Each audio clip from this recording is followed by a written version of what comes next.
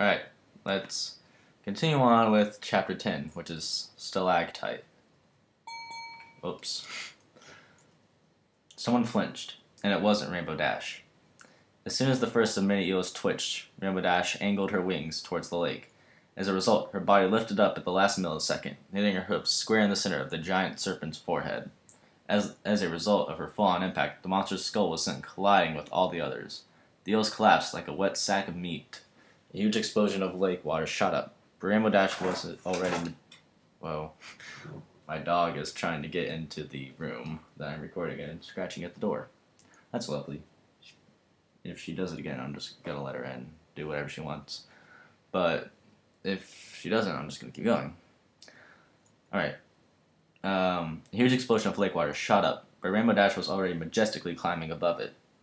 She shot straight towards the ceiling, and to her luck, she saw a bright circle of light.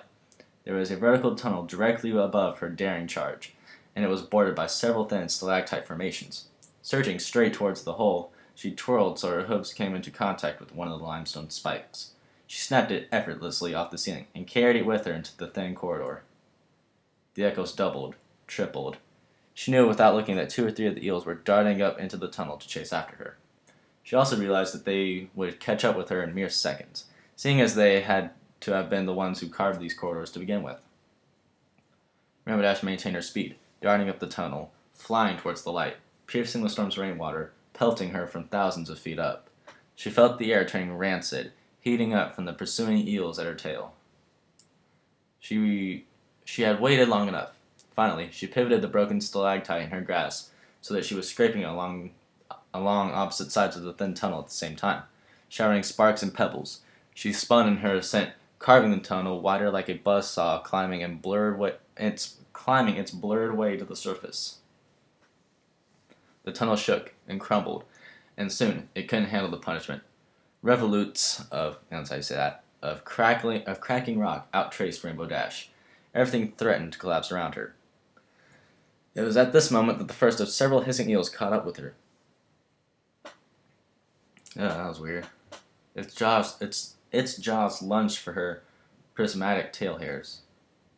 With a snarl, Rainbow Dash flung what was left of the stubby stalactite down, so the creature awkwardly swallowed it. Ugh.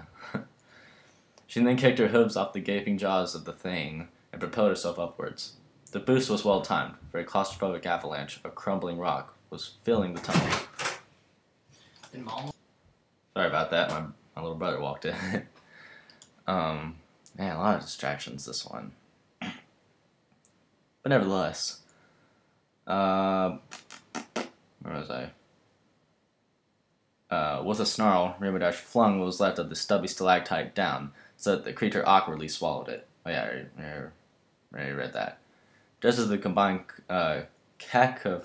cacophony of their collapsing bodies filled the chamber, Rainbow Dash had reached the light.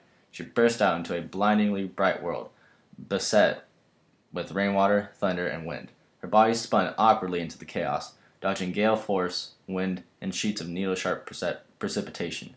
Needle-sharp precipitation. It's the what's it called? Razor hail, I think that's what it's called, from Gears of War, whatever it's called. It's called Razor hail. Is that what it's called? I think it is. Now where was I? Ultimately, she dove towards the earth and ricocheted off a hilltop and came to a grinding stop in a soaked bed of soil and grass. Rainbow Dash slumped to a stop there, panting. She was covered in water, slime, mud, and sweat. She was filthy and soaked to the bone. She was also laughing.